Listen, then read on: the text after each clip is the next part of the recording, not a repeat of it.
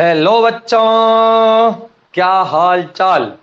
चलिए, बढ़िया होंगे, स्वस्थ होंगे, मस्त होंगे, अपनी पढ़ाई शानदार तरीके से चल रही होगी। तो देखिए भाई, स्टार्ट करते हैं आज की क्लास, जिसमें हम पढ़ने वाले हैं। क्या पढ़ने वाले हैं? आज हम पढ़ेंगे वैद्युत द्विध्रुव किसे कहते हैं, और एक वैद्युत द्विध्रुव कितने प्रकार का होता है, कैसा होता है वैद्युत द्विध्रुव के बारे में पढ़ेंगे।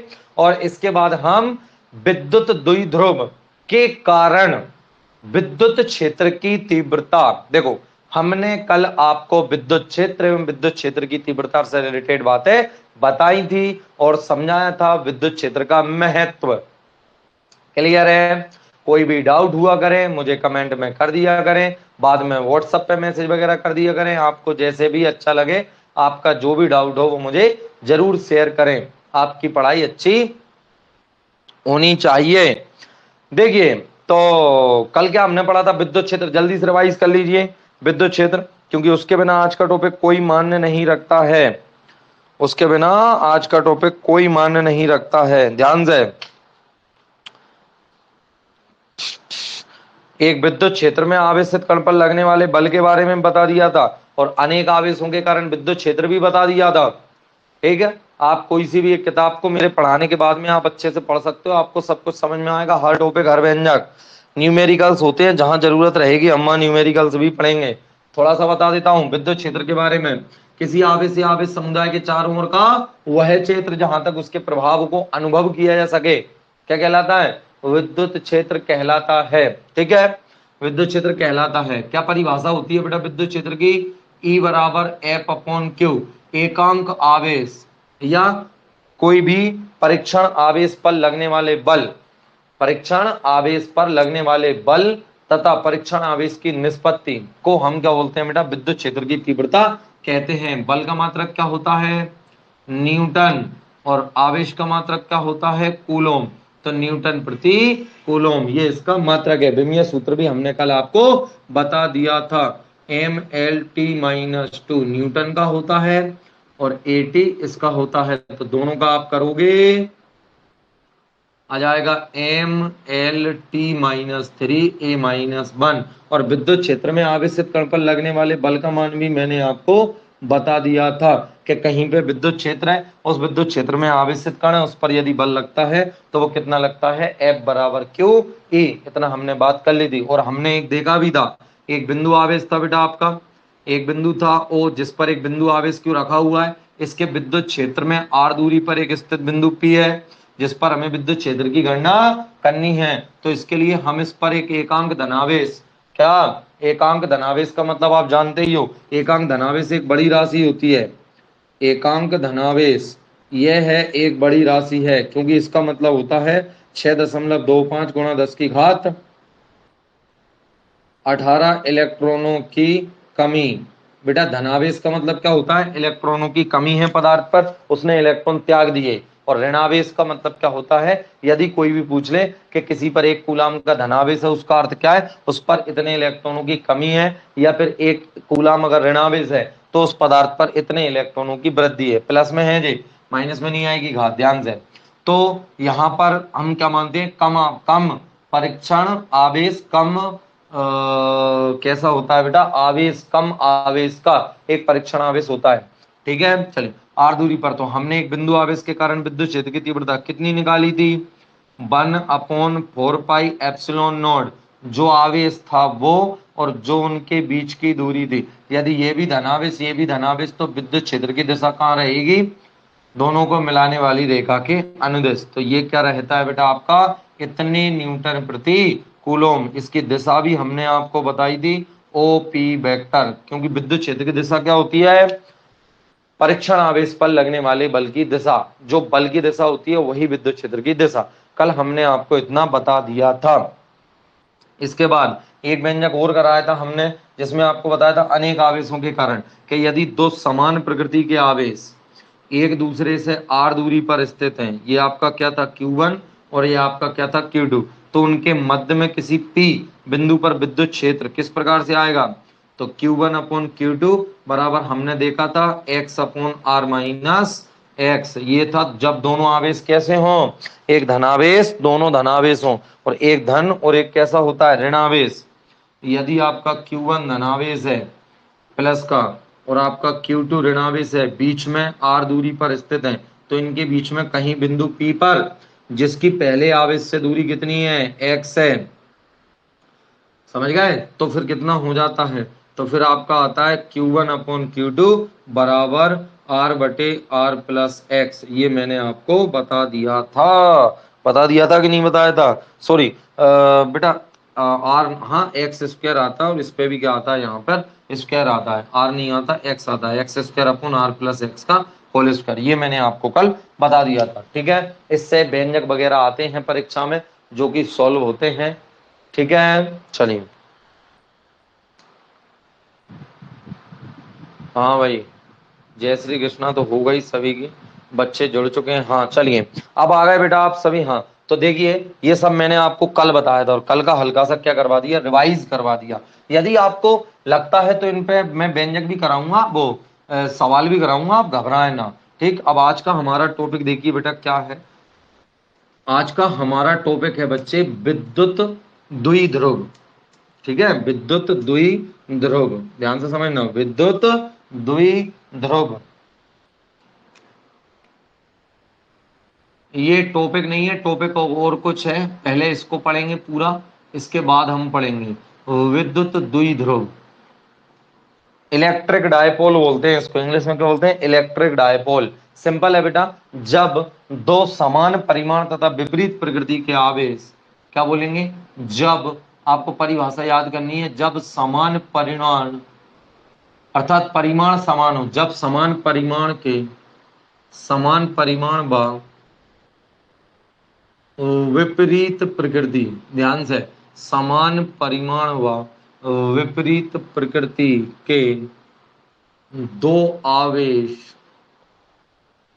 एक दूसरे से कुछ दूरी पर स्थित हूं, एक दूसरे से कुछ दूरी पर स्थित हूं, ठीक है, तब इस निकाय को क्या कहते हैं बेटा, तब इस निकाय को हम विद्युत द्विध्रुव, विद्युत द्विध्रुव कहते हैं, तब इस निकाय को हम विद्युत द्विध्रुव कहते हैं। ये हो गई बेटा परिभाषा। अब आप में से किसी को समझ में नहीं आया होगा तो ध्यान से सुन लें। जैसे कि बेटा आपका ये क्या है, एक प्लस क्यू आवेश है, जितना इसका परिमाण है उतना ही परिमाण बेटा किसका है, इसका, बस ये प्लस प्रकृति का है, ये माइनस, आप स्मॉल लो कैपिटल लो, उससे कोई फर्क नहीं पड़ता है। चलो, ये इनके बीच का बिंदु है बेटा आपका ओ से एक आवेश के बीच की दूरी है बेटा ए, और ओ से दूसरे आवेश के बीच की दूरी भी कितनी है, ए, ऐसा हमने मान लिया। तो दोनों आवेशों के बीच की दूरी कितनी हो गई बेटा आपकी 2a। इतना समझ में आ गया, दो आवेश हैं बेटा, तो चलिए, ये एक ए बिंदु पर है और एक बी बिंदु पर है, तो ये क्या है बेटा आपका, चित्र में ए बी एक वैद्युत द्विध्रुव है। यहां मैंने बता दिया बेटा, चित्र में क्या है बेटा आपका, चित्र में ए बी एक वैद्युत, बेटा वैद्युत या विद्युत दोनों एक ही मतलब होता है, वैद्युत द्विध्रुव है,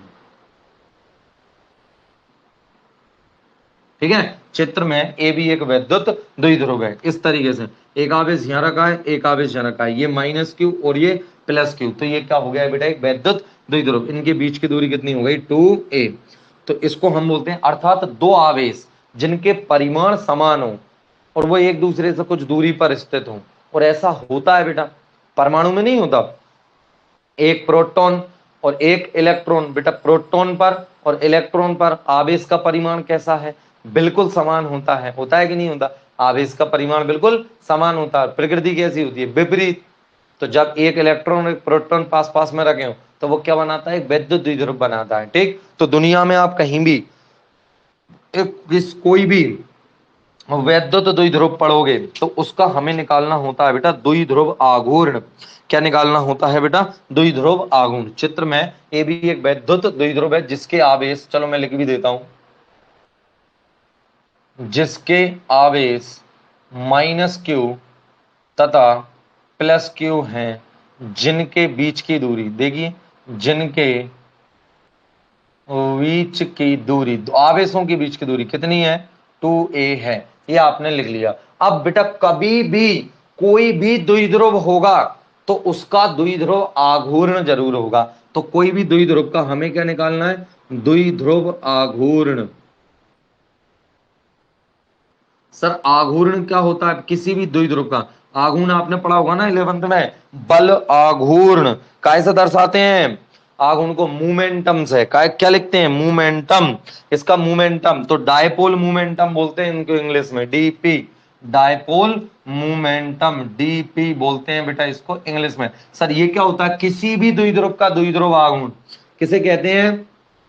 द्विध्रुव का द्विध्रुव आघूर्ण एक आवेश, चलो मैं लिख देता हूं पूरा, किसी द्विध्रुव का, किसी द्विध्रुव का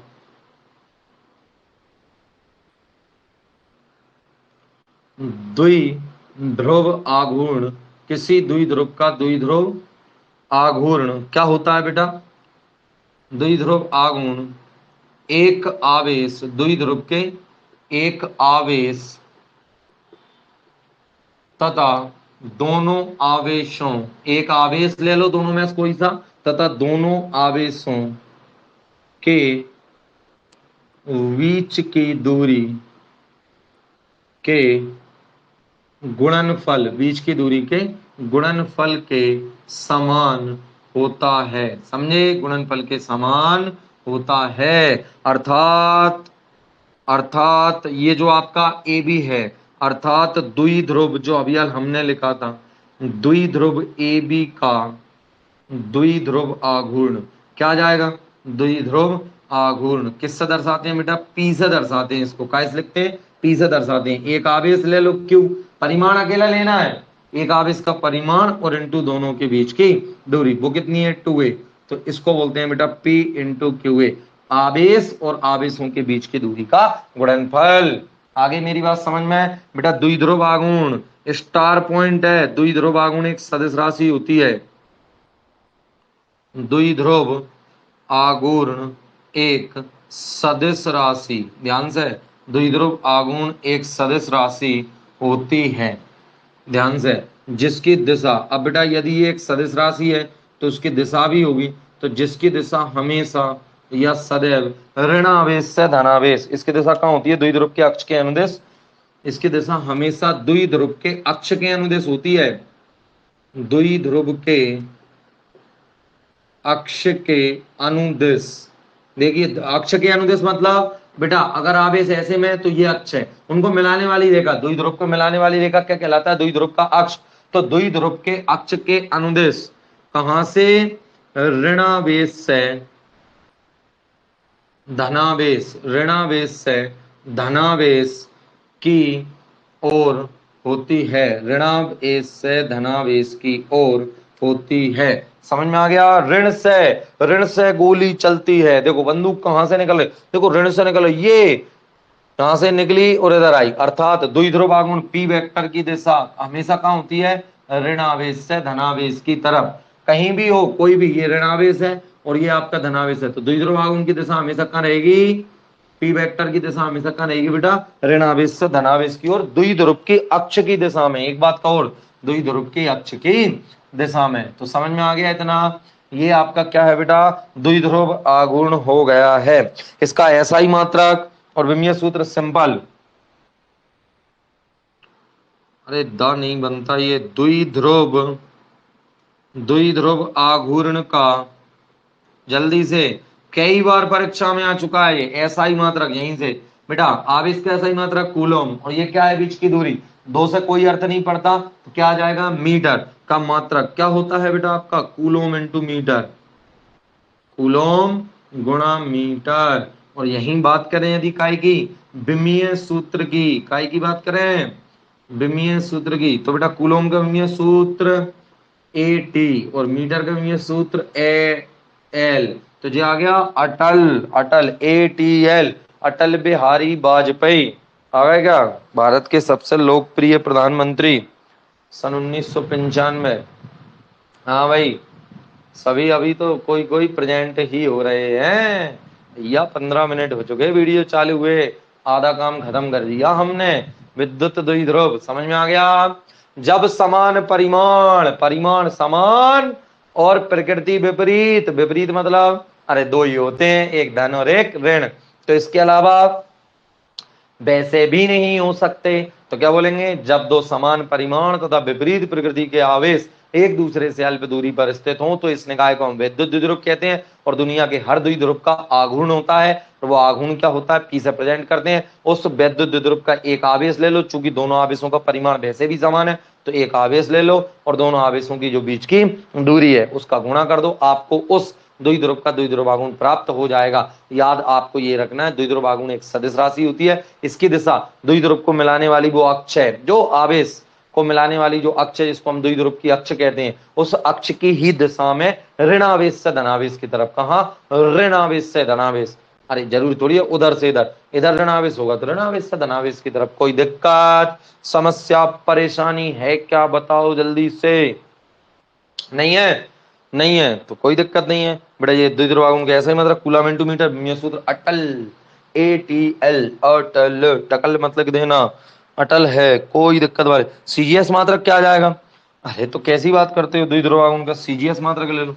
CGS मात्रक क ग सा, CGS मात्रक कूलम की जगह क्या आ जाएगा, स्थित कूलम या स्टेट कूलम, और मीटर की जगह क्या आ जाएगा, सेंटीमीटर। वैसे ही सेंटी होते रहते हो। चलिए, स्थित कूलम इंटू सेंटीमीटर, समझ में आ गया। ये है आपका विद्युत द्विध्रुव आघूर्ण का CGS मात्रक। अब उदाहरण सुनिए, ये साफ कर दूं क्या, कर दें, बहुत बढ़िया, समझ गए होंगे। अरे बहुत समझदार बच्चे हैं, ऐसे वैसे थोड़ी हैं, बहुत समझदार हैं, पता नहीं कितने समझदार हैं। कोई पढ़े पढ़े तो वीडियो नहीं देख रहा, पढ़े पढ़े मत देखना, नहीं तो एक रैप्टा में पढ़े पढ़े कर दूंगा। चलिए, तो उदाहरण, उदाहरण में क्या आ जाएगा बेटा, उदाहरण तो दो, कहाँ होते कहाँ है दैनिक जीवन में हमारे वैद्युत द्विध्रुव होते कहाँ है। तो सबसे कह रहा है बेटा परमाणु द्विध्रुव, तो बेटा एक पर सबसे पहला तो क्या होता है, प्रत्येक परमाणु एक द्विध्रुव होता है कि नहीं होता, जल्दी बताओ।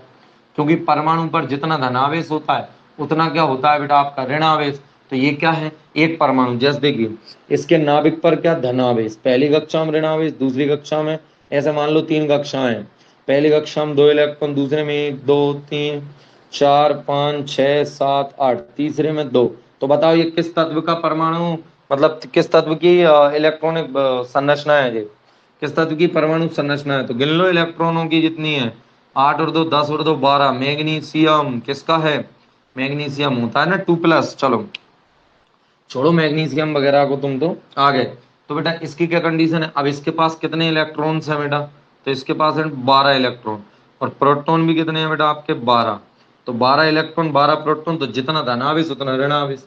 अब 12 इलेक्ट्रॉनों पे कितना आवेश होगा, तो 12 गुणा 1.6 गुणा 10 की घात -19, इस पे कितना होगा बेटा आपका, इस पे भी होगा 12 गुणा 1.6 गुणा 10 की घात -19, यहाँ ऋणावेश आएगा और ये धनावेश आएगा।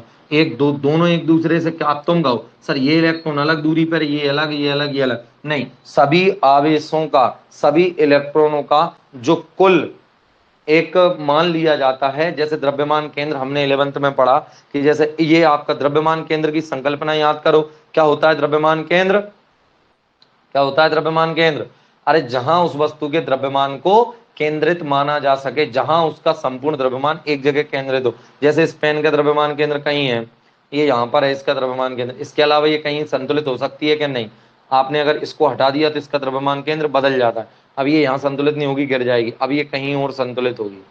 समझ में आ गया क्या।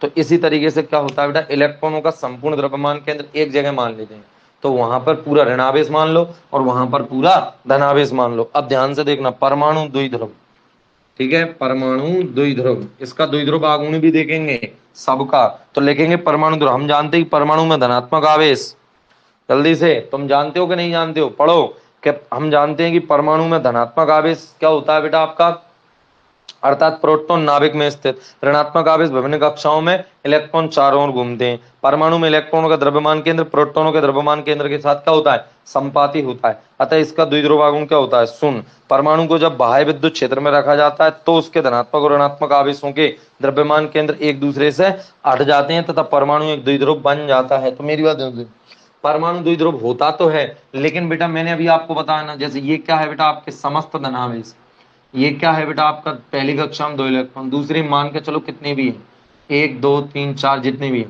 तो बेटा इन सभी का जो द्रव्यमान केंद्र होता है वो पता क्या होता है, नाभिक।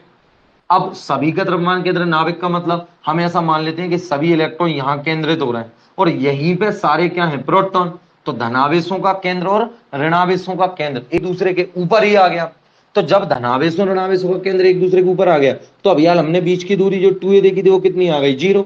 तो द्विध्रुव आघूर्ण निकालोगे, p बराबर आवेश तो है लेकिन 2a की वैल्यू कितनी है बेटा आपकी, 0। तो कितना आ जाएगा बेटा आपका द्विध्रुव आघूर्ण, क्या आ जाएगा, 0। तो परमाणु का द्विध्रुव आघूर्ण क्या होता है, 0। ठीक है, प्रत्येक परमाणु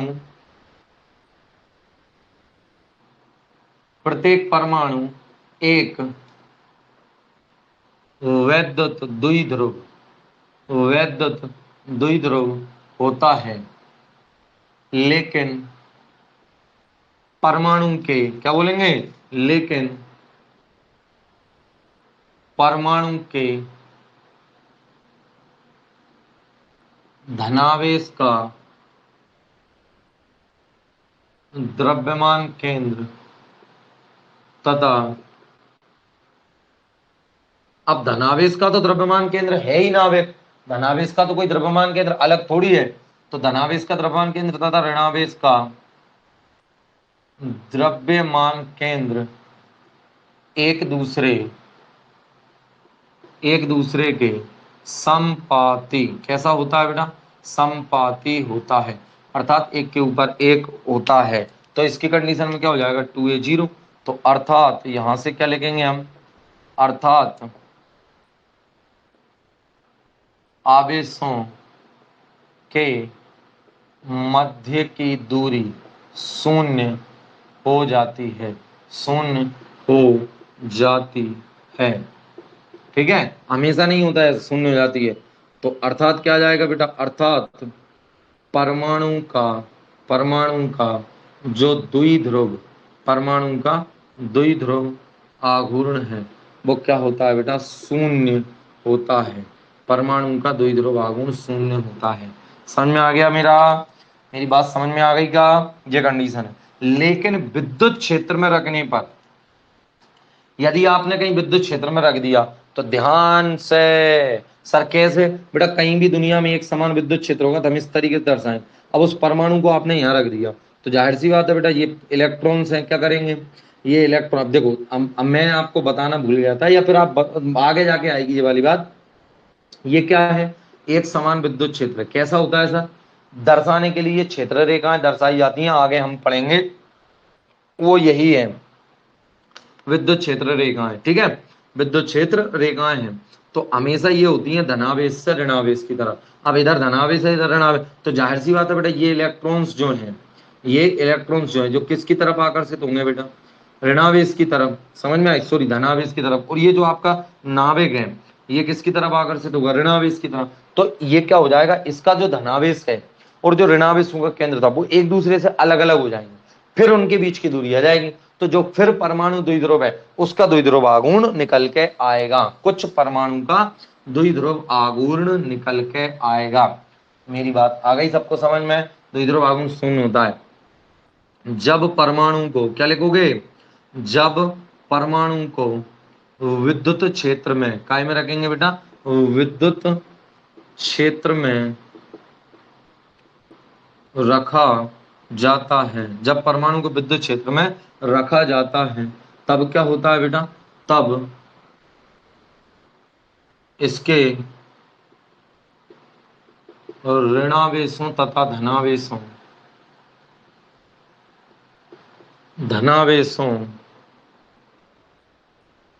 का केंद्र अलग अलग हो जाता है, जिससे क्या होता है बेटा, जिससे जिससे परमाणु का परमाणु द्विध्रुव परमाणु द्विध्रुव का कुछ द्विध्रुव आघूर्ण कुछ द्विध्रुव आघूर्ण होता है, कुछ द्विध्रुव आघूर्ण होता है। चलो ये वाली लाइनें आपको जरूर लिखना रहेगा। तो ये आपने पढ़ लिया बेटा किसके बारे में, परमाणु द्विध्रुव के बारे में। किसके बारे में, परमाणु द्विध्रुव के बारे में। अब आता है बेटा दूसरा आपका अणु द्विध्रुव। ये तो था एटॉमिक डायपोल, अब आता है अणु द्विध्रुव। अणु द्विध्रुव दो प्रकार से आएंगे, ये साफ कर रहा हूं कि पहले ही लिख दूं। चलो तो मैं पहले लिख रहा हूं अणु द्विध्रुव।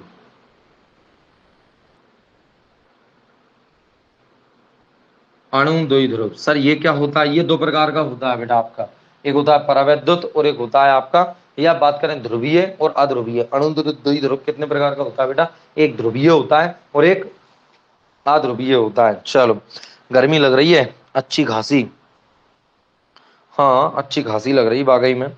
तो देखिए बेटा अणु द्विध्रुव में क्या कि यदि किसी अणु में ऋणावेशों के आप मतलब ऋणात्मक जो आवेश है उनका द्रव्यमान केंद्र धनात्मक आवेशों के द्रव्यमान केंद्र के साथ संपाती नहीं होता है, अभी तो उनके बीच में कोई दूरी होती है, तो ऐसे अणु को हम ध्रुवीय अणु कहते हैं। चलिए जैसा मैं लिखता हूं परिभाषा कि यदि किसी अणु, आप लिखें यदि किसी अणु में ऋणात्मक आवेशों, कोई भी मतलब अणु है उसमें धनावेश भी है ऋणावेश भी है, तो उसमें अणु में ऋणात्मक आवेशों का जो द्रव्यमान केंद्र है, ऋणात्मक आवेशों का द्रव्यमान केंद्र, ऋणात्मक आवेशों का द्रव्यमान केंद्र धनात्मक आवेशों के द्रव्यमान केंद्र, धनात्मक आवेशों के द्रव्यमान केंद्र से अलग होता है,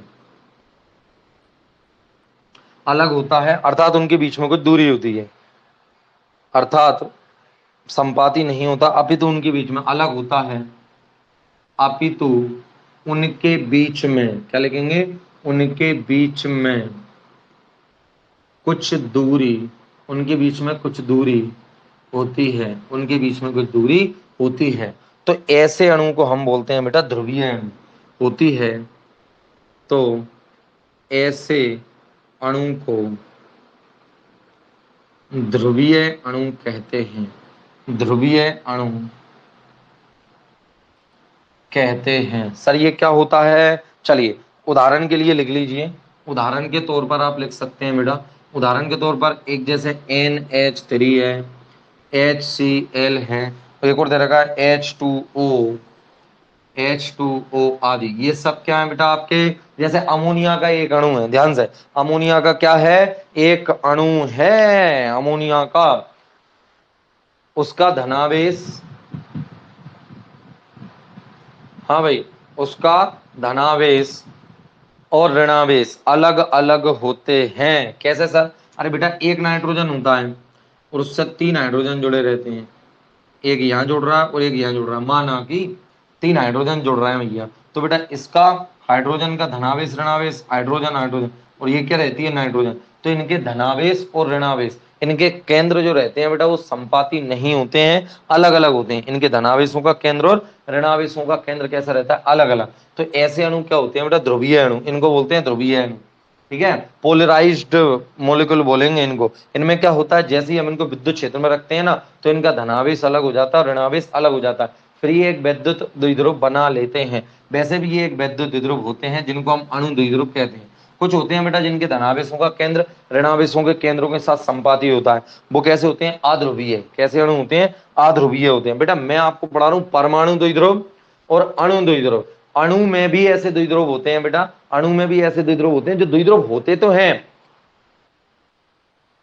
ठीक, लेकिन जिनके धनावेशों ऋणावेशों का केंद्र कैसा होता है, अलग अलग, जो कि मैंने आपको उदाहरण बताया, ठीक है। इनका धनावेश अलग जगह पे माना जा सकता है, ऋणावेश अलग जगह पे, ठीक है, या ऋणात्मक आवेशों का समस्त जो द्रव्यमान केंद्र अलग, तो इनके बीच में कोई डिस्टेंस होती है तो इनका द्विध्रुव आघूर्ण निकलता है, इनका द्विध्रुव आघूर्ण निकलता है। ठीक है, इनका द्विध्रुव आघूर्ण शून्य नहीं होता, इनका द्विध्रुव आघूर्ण कुछ होता है। इसके भी कुछ अणुओं में परमाणुओं के, इसके अलावा कुछ अणुओं में परमाणुओं के नाभिकों व उनके इलेक्ट्रॉनों की व्यवस्था इस प्रकार होती है कि अणु में धनात्मक आवेशों का केंद्र तथा ऋणात्मक आवेशों का केंद्र कैसा होता है बेटा, संपाती होता है, एक के ऊपर एक होता है, जैसे इसमें था। सही है, अलग अलग नहीं होता है। तो उस कंडीशन में क्या होता है, उस कंडीशन में ऐसे अणु को हम अध्रुवीय अणु कहते हैं। परिभाषा आप लिख लेना, इसमें यही लिखना है कि यदि किसी अणु में ऋणात्मक आवेशों का द्रव्यमान केंद्र तथा धनात्मक आवेशों का द्रव्यमान केंद्र एक दूसरे के संपाती होता है। ठीक है, कैसा होता है, संपाती, उनके बीच की दूरी शून्य होती है, ऐसे अणु को अध्रुवीय अणु कहते हैं। कैसा रहेगा बेटा आपका, दोबारा भी आगे ये आएगा, वहां भी अध्रुवीय अणु, अब मैं दोबारा से नहीं पढ़ाऊंगा। ठीक है, अध्रुवीय अणु उदाहरण है बेटा आपका H2N2O2, ये सब है। इनका द्विध्रुव आघूर्ण क्या होता है बेटा आपका, शून्य होता है। याद रखना, अध्रुवीय अणु का द्विध्रुव आघूर्ण, अध्रुवीय अणु का द्विध्रुव आघूर्ण क्या होता है बेटा आपका, शून्य होता है। ध्यान से, अध्रुवीय अणु का द्विध्रुव आघूर्ण शून्य होता है, ध्रुवीय अणु का द्विध्रुव आघूर्ण कुछ होता है। यहाँ पे चलो इसको भी लिख लेंगे जिससे तुम कंफ्यूज ना हो। ध्रुवीय अणु का कुछ द्विध्रुव आघूर्ण, कुछ द्विध्रुव आघूर्ण होता है। मैंने इसकी परिभाषा नहीं लिखवाई, बस ध्यान रखना, परिभाषा लिख लो ना। कुछ परमाणु, कुछ अणु इस प्रकार से होते हैं जिनमें धनावेशों का द्रव्यमान केंद्र तथा ऋणावेशों का द्रव्यमान केंद्र, उनके अणुओं की व्यवस्था इस प्रकार की होती है, परमाणु की व्यवस्था इस प्रकार से होती है कि उनका ऋणावेश का केंद्र और धनावेश का केंद्र बिल्कुल एक ही जगह पे होते हैं। ठीक, इस तरीके से क्या होता है बेटा आपका, क्या होता है, उनका जो द्विध्रुव आघूर्ण होगा वो क्या होगा, शून्य होगा। ऐसे अणु कहलाते हैं अध्रुवीय। तो मैंने आपको कितने प्रकार से परमाणु द्विध्रुव बता दिया बेटा। देखो, सबसे पहले मैंने आपको बताया द्विध्रुव, क्या बताया, द्विध्रुव किसे कहते हैं, जब दो समान परिमाण विपरीत प्रकृति के आवेश एक दूसरे से अति अल्प दूरी पर रखे हों तो ऐसे निकाय को हम द्विध्रुव कहते हैं। हर द्विध्रुव का द्विध्रुव आघूर्ण होता है, क्या होता है, एक आवेश ले लो और दोनों के बीच की दूरी का गुणनफल। द्विध्रुव आघूर्ण एक सदिश राशि होती है जिसकी दिशा हमेशा अक्ष को, द्विध्रुव के अक्ष को मिलाने वाली रेखा के निर्देश ऋणावेश से धनावेश की, और इसका मात्रक और विमीय सूत्र एम्पियर, क्या बताया, कूलम इनटू मीटर, और ATL विमीय सूत्र था। फिर हमने उदाहरण देखे तो उनमें हमने देखा परमाणु द्विध्रुव, तो प्रत्येक परमाणु एक द्विध्रुव होता है लेकिन उसका द्विध्रुव आघूर्ण शून्य होता है। हाँ, परमाणु को बाह्य विद्युत क्षेत्र में आपने रख दिया तो वह विद्युत क्षेत्र की विपरीत दिशा में क्या हो जाता है, उसके इलेक्ट्रॉन्स धनावेश की तरफ, नाभिक में जो प्रोटॉन्स हैं वो ऋणावेश की तरफ आकर्षित हो जाते हैं, जिससे उनके धनावेशों का द्रव्यमान केंद्र ऋणावेशों के द्रव्यमान केंद्र से अलग हो जाता है, इसलिए उनका कुछ द्विध्रुव आघूर्ण फिर हो जाता है। इसके बाद हमने पढ़े अणु द्विध्रुव। कुछ अणु ऐसे होते हैं जो नॉर्मल द्विध्रुव हैं, ठीक है, जिनके धनावेशों का द्रव्यमान केंद्र ऋणावेशों के द्रव्यमान केंद्र से अलग है, तो उनके बीच में कुछ डिस्टेंस रहती है, ऐसे अणु कहलाते हैं ध्रुवीय अणु। इनको विद्युत क्षेत्र में रखते हैं तो इनका धनावेश अलग हो जाता है, ऋणावेश अलग हो जाता है,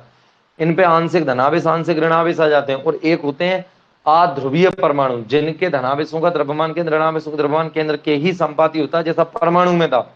वो एक परमाणु की बात चल रही थी, यहाँ पे अणु की बात चल रही है, अणु। और उदाहरण भी तो दिए मैंने, उदाहरण देखो ना, H2O2N2, ये सब क्या है, अध्रुवीय परमाणु, अध्रुवीय अणु। और जो आपके NH3 HCl H2, ये सब क्या है आपके अणु द्विध्रुव। तो इतनी मेरी बात आशा करता हूं आपको समझ में आई होगी, ये मैंने आपको पूरा बता दिया है। जल्दी से बताइए आ गया क्या बच्चों समझ में यहां तक।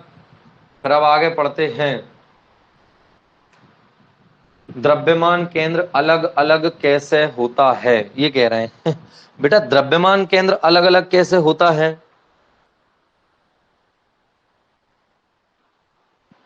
अब एक बात बताओ मुझे कि मेरे पास यहां पर कोई भी एक वस्तु है बेटा, ये जैसे आप इसकी NH3 की बात कर रहे हो, NH3 की बात कर रहे हो, तो NH3 में एक है नाइट्रोजन और एक, दो क्या है बेटा आपके, तीन क्या है हाइड्रोजन।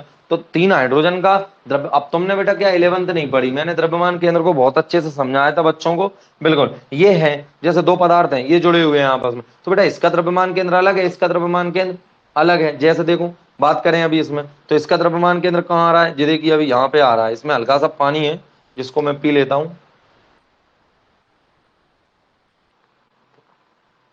जो कि इधर उधर जा रहा था।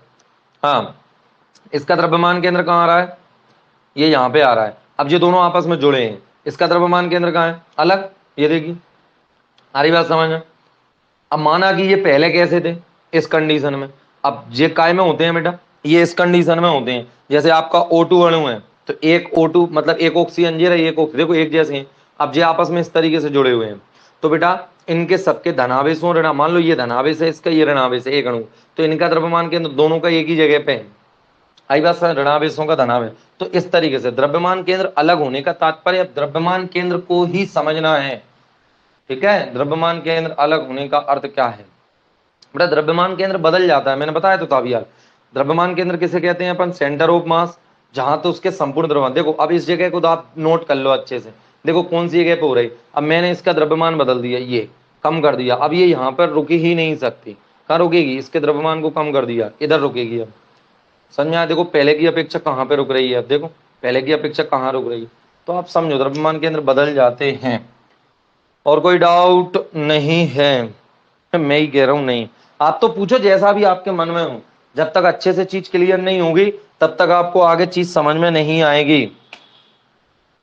समझ में आ गया, इस पर और कोई डाउट हो तो मैं और आपको अच्छे से क्लियर कर दूंगा। देख बेटा ये थोड़ा सा क्या है, केमिस्ट्री का भी टॉपिक है हल्का सा, और आगे जाके भी आएगा। इसके अंदर अगर तुम्हें इनमें समझना हो कि सर NH3 HCl H2O ये आपके ध्रुवीय कैसे हैं, तो इनके बारे में फिर अपने को केमिस्ट्री में घुसना पड़ेगा, समझे। इनके फिर केमिस्ट्री, इनके इलेक्ट्रॉनिक विन्यास सीखना पड़ेगा, परमाणु संरचना बनाना पड़ेगा, तब जाकर समझाए।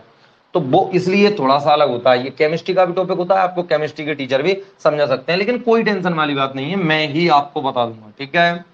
चलिए अब आएगा मेन टॉपिक हमारा, जो कि परीक्षा में आता है। क्या आएगा, मेन टॉपिक ये है बेटा कि कल हमने विद्युत क्षेत्र पढ़ा, और एक अकेले आवेश के कारण पढ़ा, एक बिंदु आवेश था जिसके कारण हमने क्या पढ़ा बेटा, विद्युत क्षेत्र पढ़ा।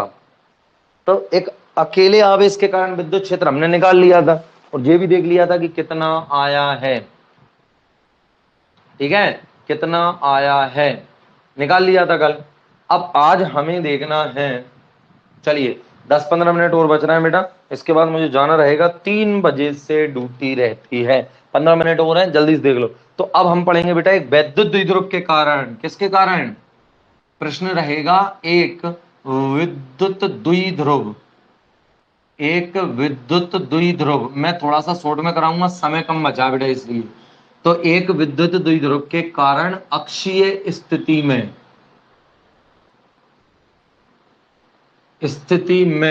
विद्युत क्षेत्र की तीव्रता, विद्युत क्षेत्र की तीव्रता। कोई कहे कि सर मैं ये क्या समझा रहा हूँ, वैसे तो आप थोड़े बहुत पढ़े हुए हो इनको, लेकिन फिर भी किसी बच्चे को पढ़ लेना पड़े, तो ये मैं क्या समझा रहा हूँ। देखो बेटा ये माइनस क्यू आवेश है, ये प्लस क्यू आवेश है, इनके बीच की दूरी कितनी है, 2a, बोल दो ठीक है बेटा।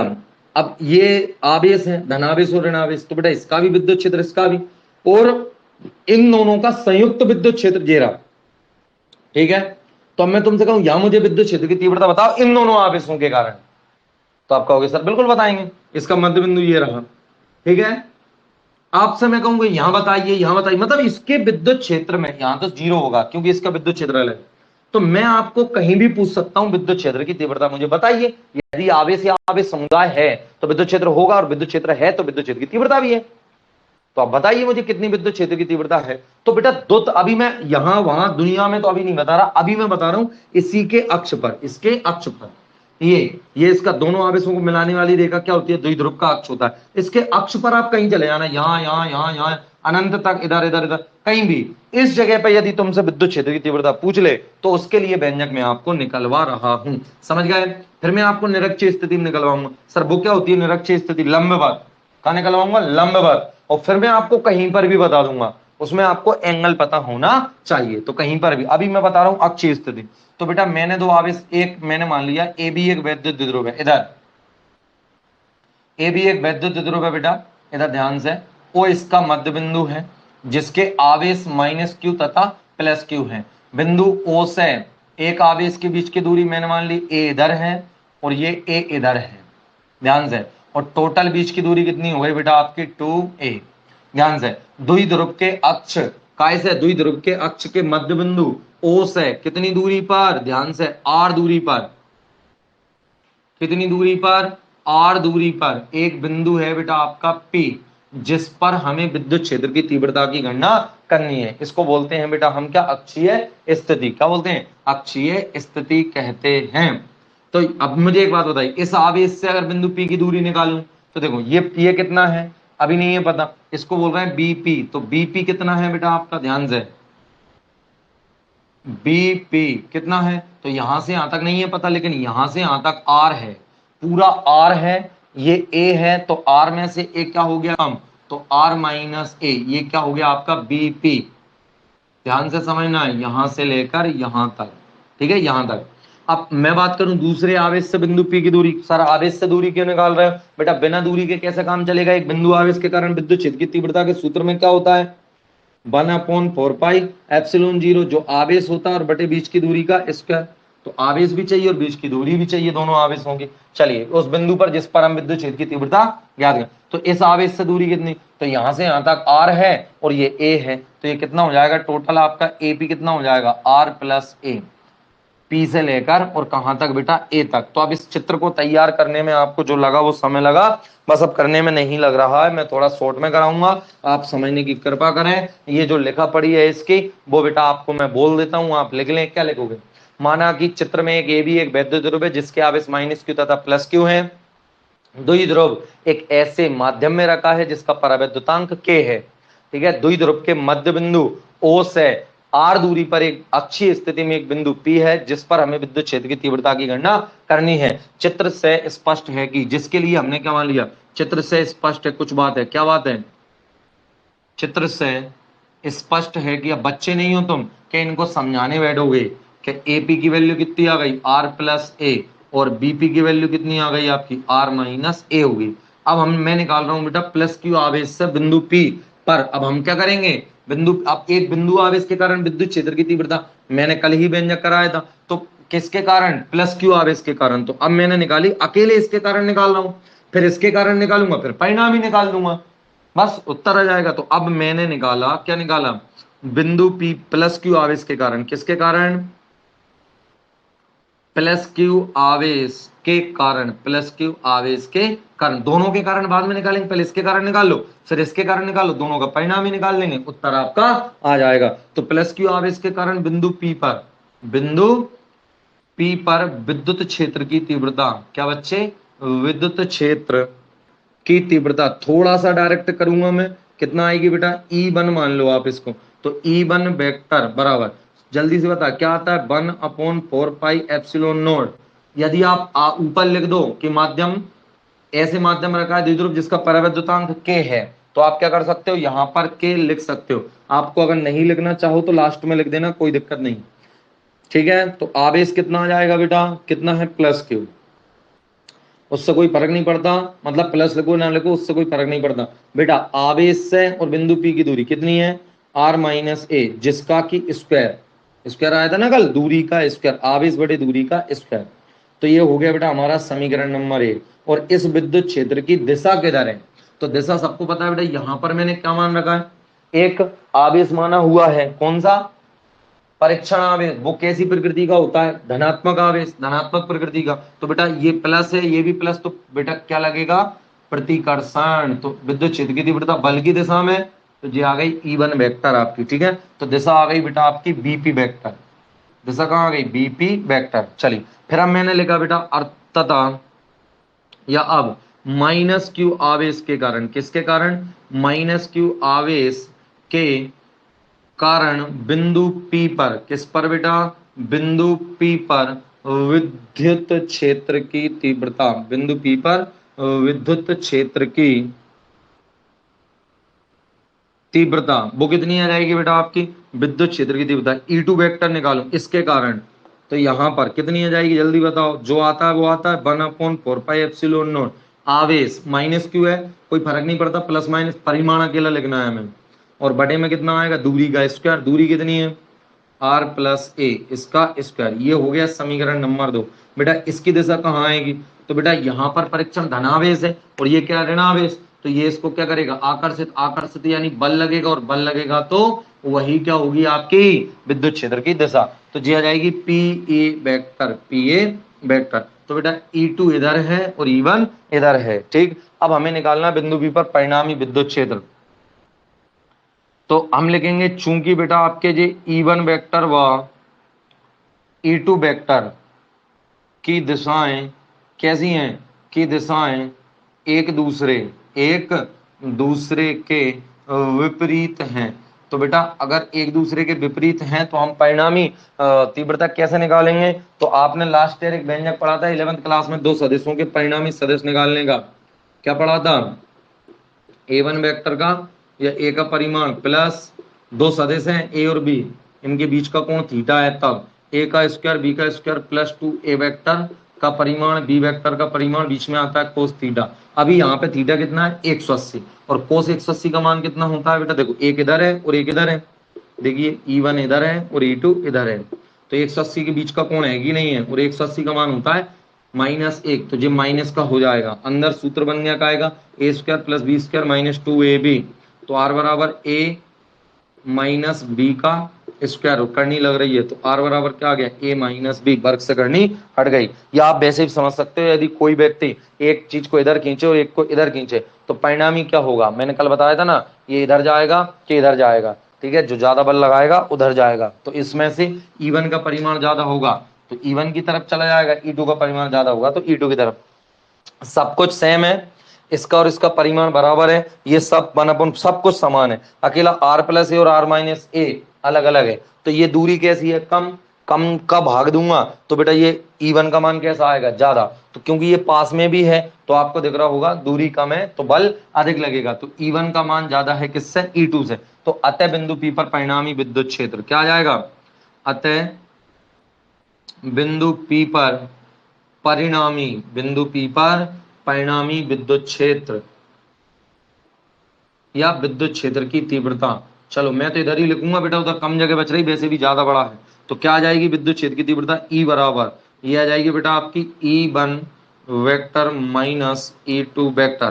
तो बेटा E1 में से E2 को घटा दीजिए, तो देखिए घटाइए, तो E बराबर कितना बचा, 1/4πε0, एक आएगा बेटा आपका Q बटे r माइनस ए का स्क्वायर, और घटा के आएगा 1/4πε0 आवेश बटे r प्लस ए का स्क्वायर। तो दोनों में से देखो क्या क्या कॉमन आ रहा है, तो आपको दिख रहा होगा बेटा E बराबर आपका आया 1/4πε0, ये आवेश भी आ गया, बस ये इतना कॉमन आ गया, अंदर कितना बचा, यहाँ से बचा r माइनस ए का स्क्वायर माइनस ये पीछे बचा बेटा आपका r प्लस ए का स्क्वायर, बाकी सब कॉमन आ गया दोनों में, देख लो ये आ रहा है ना 1/4πε0 दोनों जगह, Q दोनों जगह है। चल क्या करेंगे, अंदर हल कर लो इनको, तो ज्यादा समय नहीं लगाएंगे हल करने में, थोड़ा सा आपको अच्छे से करना है बेटा। तो देखो r माइनस ए और r प्लस ए एलसीएम कितना आ गया, r माइनस ए पे स्क्वायर लग ही रहा है, ये r प्लस ए इस पे भी स्क्वायर लग रहा है, सही है, तो दोनों के स्क्वायर को मैंने एक का ही स्क्वायर बना दिया, ठीक है, और इसका गुणा इधर हो जाएगा, इसका गुणा इधर, तो ये आ गया r प्लस ए का होल स्क्वायर, और बीच में माइनस है और r माइनस ए का होल स्क्वायर। अब ये वाला जो फॉर्मूला है इसको मैं अलग से खोल के बता रहा हूँ, क्योंकि यहाँ करूंगा तो अपने पास जगह ही नहीं है, खेल खत्म हो जाएगा। तो क्या आ जाएगा बेटा, a प्लस बी का होल स्क्वायर लिखा है माइनस ए माइनस बी का होल स्क्वायर लिखा है, तो क्या करेंगे a प्लस बी का होल स्क्वायर खोलोगे तो क्या आएगा, A square plus 2ab plus B square, इसको खोलोगे तो minus A square plus B square minus के 2ab, तो क्या हो जाएगा, बीच में माइनस लगा है तो ये भी माइनस और ये प्लस, ये बी स्क्वायर से बी स्क्वायर कटेगा, ए स्क्वायर से ए स्क्वायर, 2ab और 2ab कितने आ गए 4ab। तो ये सूत्र होता है बेटा का आएगा a प्लस बी का whole square minus A minus B का होल स्क्वायर 4ab, समझ आ गया क्या। चलिए तो डायरेक्ट आप करके देख सकते हो, तो 4 a की जगह r है, b की जगह a है, या a की जगह a है, b की जगह r, जैसा आपको अच्छा लगे। तो E बराबर आ गए अपने 1/4πε0 क्यू इंटू में ऊपर आ गए बेटा आपके 4 AR और नीचे देखो A माइनस बी और A प्लस बी सब जानते हैं A plus B A minus B A square minus B square और उस पर भी स्क्वायर लग रहा है ऊपर। अब आ जाओ तो कितना आ गया बेटा E बराबर, अब हम जानते हैं अच्छे तरीके से अभियाली पढ़ के आए क्या कि इनमें से Q इंटू जब 4 और 2A लूं तो क्या आता है जल्दी बता दो। हम जानते हैं चूंकि आवेश गुणा 2A बराबर होता है हमारा वैद्युत द्विध्रुव आघूर्ण, होता है कि नहीं होता। चलिए तो E बराबर कितना 1/4 पाई एप्सिलॉन नॉट, देखो जब Q और जहां से 2 आ गए और जब A आ गई इनकी जगह क्या आ गया बेटा आपका P अकेला, तो जो उत्तर में आएगा 1 2 बचेगा, एक जे P बचेगा और ऊपर क्या है R, बड़े में क्या है R square minus A square की घात आपकी है 2। ये इतने न्यूटन प्रति कूलम, ये क्या है हमारी विद्युत क्षेत्र की तीव्रता पर बिल्कुल परिणामी। वेक्टर लगा देना, इसकी दिशा जरूर लिखना, दिशा कहाँ आएगी अरे ज्यादा वाले की तरफ अर्थात E1 की तरफ अर्थात ओपी वेक्टर, दिशा आ जाएगी ओपी वेक्टर मतलब इसके केंद्र से और इधर। समझ में आ गया क्या, यहां तक आ जाता है। भाई एक चीज और लिखना है इसमें, क्या लिखना है कि यदि माध्यम का प्रवर्धतांक k है तो यहाँ k चेटा देना और कुछ भी नहीं करना है। ये क्या आ गया मैंने एक में लिख दिया, ठीक है। दिशा जरूर लिख के आना है परीक्षा में यदि ये आता है। अब एक चीज और बचती है लास्ट कि यदि द्विध्रुव छोटा हो, यदि द्विध्रुव छोटा है मतलब द्विध्रुव छोटा है मतलब बेटा ये द्विध्रुव बहुत छोटा है और ये जो R है ये बहुत बड़ा है, मतलब द्विध्रुव इतूसा है और हम यहां पर देख रहे हैं तो ये जो डिस्टेंस है A ये कैसी रहेगी बहुत छोटी रहेगी किसकी अपेक्षा R की अपेक्षा। तो इस कंडीशन में हम क्या कर लेते हैं यदि एक छोटा द्विध्रुव है बहुत छोटा और उससे बहुत दूर यदि हम विद्युत क्षेत्र निकाल रहे हैं, ठीक छोटे विद्युत क्षेत्र से दूर, तो ये R स्क्वायर में से A स्क्वायर घटाने का कोई अर्थ थोड़ी होगा। अगर R ही यदि द्विध्रुव छोटा है तब ये R है क्या ये बड़ा होगा किससे A से, तो अर्थात अब जब ये R ही बड़ा है तो R स्क्वायर तो और कितना बड़ा हो जाएगा और जितनी छोटी संख्या का वर्ग करते उतनी छोटी मिलती है, मतलब 1/2 का वर्ग करोगे तो 1/4 ये इससे और छोटी मिल गई। तो छोटी संख्या का वर्ग करते हैं तो और छोटी संख्या मिलती है ध्यान से, तो और छोटा हो जाएगा, तो इसमें से इसको घटाने पे कोई फर्क नहीं पड़ेगा। अर्थात R स्क्वायर की अपेक्षा